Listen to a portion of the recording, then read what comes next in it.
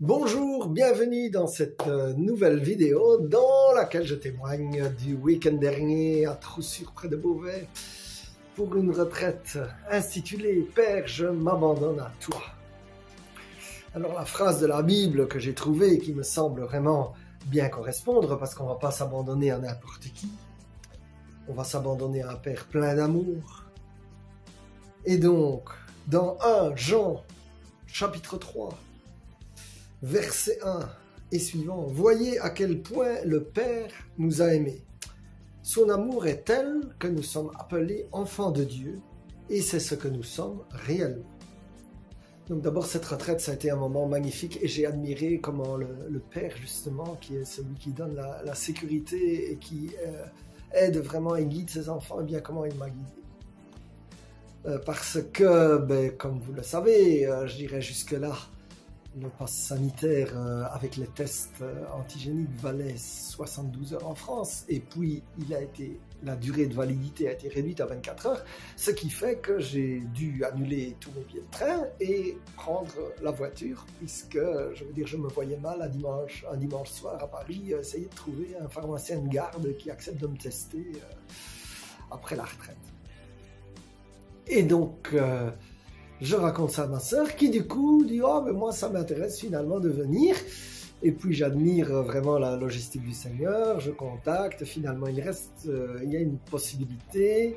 Et donc, ce qui permet qu'elle peut venir avec, et le fait qu'elle peut m'accompagner en voiture fait qu'elle laisse sa voiture chez nous pour ma femme qui elle grognait parce que vu que je prends la voiture, elle n'en avait plus pour elle, et bien donc comme ça elle avait une voiture à prêter. Donc le Seigneur, c'est vraiment magnifique.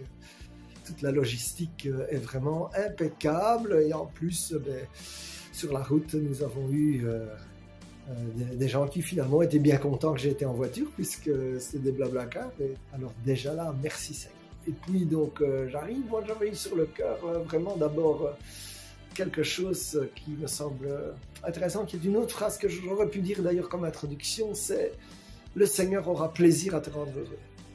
Et alors, je dirais, en cours de retraite, nous avons commencé à parler des obstacles. Et les obstacles, c'est notamment le cœur d'orphelin ou les fausses images de Dieu.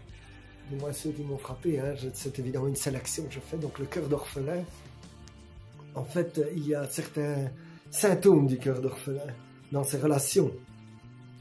Il y a dans ses relations à Dieu. Souvent, il se demande si Dieu l'aime. Et là, parfois, je me retrouve. Il y a eu des événements qui ne sont peut-être pas passés comme je voulais. Et du coup, je dis, oh, Seigneur, pourquoi t'as permis ça par exemple, là, je parlais à l'époque de Karim, on s'est disputé à Pentecôte 2019. Et puis, je disais, mais Seigneur, pourquoi t'as permis ça? Et maintenant, je dis, Seigneur, comment tu vas transformer ça pour ta gloire? Ça, c'est beaucoup plus intéressant. Et donc je me suis rendu compte quand même que j'avais des petites colères contre Dieu et que j'ai pu remettre à la confession ce qui a déjà été accablé. Quand on a un cœur d'orphelin, je veux dire, souvent il y a la comparaison, et donc et en général en plus on compare nos points faibles aux points forts des autres. Alors que si nous sommes dans le cœur du Père, nous savons que le Père a de l'amour pour tous et que donc il n'y a pas de quoi s'en faire. Et puis dans la relation à soi, en fait, il expliquait qu'il y avait 2 niveaux du cœur d'orphelin qui en général est indépendant, donc il est plutôt rebelle, et donc plutôt orgueilleux et rebelle. Mais j'allais dire non, je ne suis pas à ce stade-là, mais je suis quand même à un stade juste en dessous, c'est il va chercher des approbations chez les autres, et là je me reconnais, même si je travaille avec la coach sur ce sujet et que cela va beaucoup mieux. Et un autre obstacle évidemment sont les fausses images de Dieu le Père qui souvent est relié à notre Père terrestre. C'est-à-dire pour ma part par exemple, je me retrouve dans le Père indifférent, le Père absent, puisque mon père était un peu workaholic pour ne pas dire beaucoup. Bien sûr après coup on peut comprendre qu'il avait peur de ne pas avoir. Alors évidemment, j'ai tendance, dès que je vois que les situations ne se passent pas trop comme je veux, j'ai tendance à voir Dieu le Père aussi comme finalement, oui, tu t'occupes de mon problème là ici, oui ou non, tu fais quoi? Et donc combien de fois je n'ai pas dit ça? Alors la bonne nouvelle, c'est que Si nous regardons par exemple Jésus et son père terrestre, entre guillemets, Joseph, eh bien lui, il est le père de l'accueil. C'est lui, il ne rejette pas, et donc c'est vraiment une image de Dieu le Père qui ne rejette pas, puisqu'il aurait pu rejeter Marie enceinte, ce qui était quand même scandaleux. Et non, il ne la rejette pas, il l'accueille. C'est aussi un Père protecteur, puisque, je veux dire, d'abord il est connecté à Dieu, mais quand Dieu, il obéit à Dieu, et donc il y a la fuite en Égypte quand l'enfant Jésus est menacé. Et donc il y a le massacre des innocents, et donc Joseph est un père protecteur. Voilà, tous ces manques, je dirais ces esprits d'orphelins, dans le nom de Jésus nous les lions, et toutes ces fausses images de Dieu, eh bien Seigneur, nous te demandons pardon d'abord d'y avoir cru, et puis Seigneur, nous voulons pardonner par grâce, hein, pas par force ni par puissance, mais par ton Esprit Saint. Nous voulons pardonner à nos pères qui avaient eux-mêmes des carences et qui donc nous ont retransmis des carences. Après cela, nous avions une veillée où nous renouvelions les vœux de baptême. Là, nous tirions une phrase de la Bible.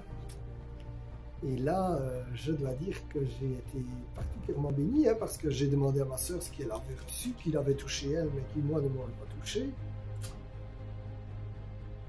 Eh bien, moi, c'était des extraits du psaume 147. Il guérit ceux qui ont le cœur brisé, il pense leurs blessures. Sion, acclame ton Dieu, car il renforce ta sécurité. Chez toi, il fait du bien à tous tes enfants. Dans ton territoire, il assure ton bien-être.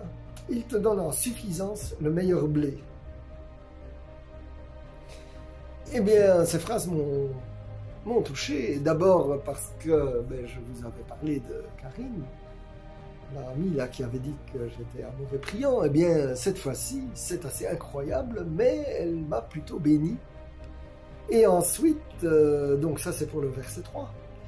Et ensuite, pour le verset 13, il renforce sa sécurité, là, et puis il donne tout ce qu'il faut pour ton bien-être, y compris le meilleur blé. Eh bien, j'allais dire, après avoir essayé de tout remettre au Père, dont notamment les stress du travail, eh bien, à peine rentré, j'avais le mail de mon employeur, comme quoi, le 15 janvier, à Luxembourg, il faudra le pass sanitaire, et que donc je dois m'arranger pour l'avoir, et je ne sais toujours pas comment faire.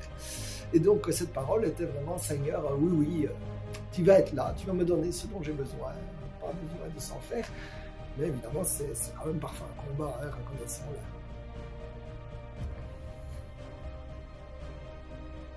C'est évidemment difficile d'expliquer aussi que dans cette veillée ou dans le ministère final, il y avait ce que j'appelle l'onction sur la réunion, le Saint-Esprit qui est là, mais je veux dire, cette présence du Seigneur qui vraiment rassure, eh bien mon frère, ma soeur, je prie maintenant pour que cette présence du Seigneur qui rassure, qui fait du bien, qui te donne la joie, qui te donne la certitude que tu es bien à ta place dans le cœur du Père, eh bien Seigneur, je prie que cette présence de Dieu vienne maintenant sur toi au nom de Jésus. Et au nom de Jésus, je lie tout esprit d'orphelin, je les rends muets dans le nom de Jésus.